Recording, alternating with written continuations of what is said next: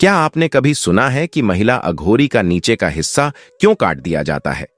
यह प्रथा, जो सदियों से गुप्त रही है, आखिर किस उद्देश्य से बनाई गई?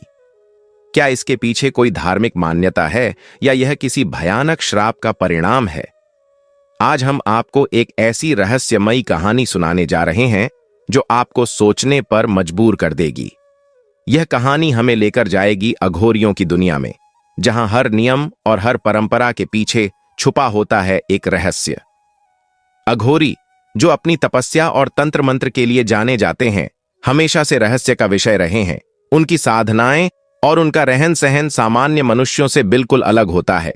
लेकिन क्या आप जानते हैं कि अघोरियों के बीच महिला साधक भी होती थीं, जिन्हें महिला अघोरी कहा जाता था? ये महिलाएं भी उतनी ही शक्तिशाली होती थीं जितने कि पुरुष अघोरी।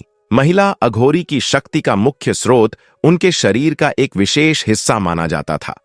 उनका नीचे का हिस्सा, यानी उनकी कमर के नीचे का भाग, उनकी तांत्रिक ऊर्जा का केंद्र होता था। यही हिस्सा उनकी साधना की सबसे बड़ी शक्ति था। लेकिन इस शक्ति का दुरुपयोग भी हो सकता था।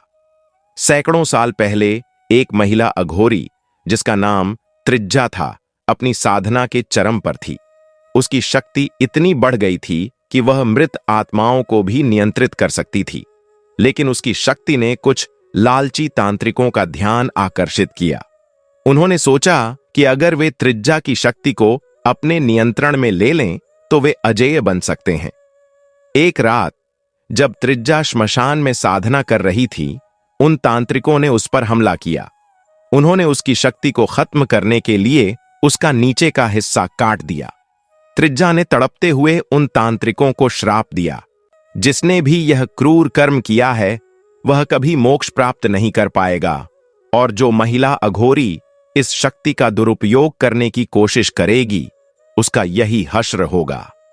उस दिन के बाद से यह प्रथा शुरू हुई।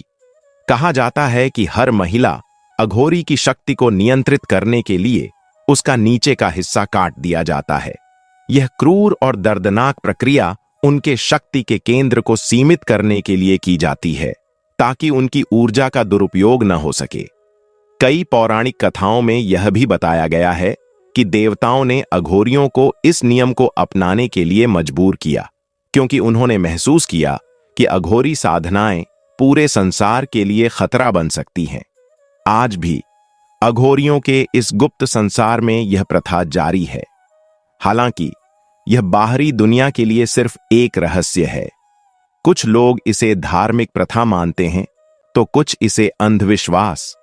लेकिन सच्चाई क्या है, यह जान पाना बहुत मुश्किल है। तो यह थी महिला अघोरी की उस रहस्यमयी प्रथा की कहानी, जो आज भी लोगों के मन में सवाल पैदा करती है। क्या यह सिर्फ एक कहानी है, या इसके पीछे छुपा है कोई भयानक सच?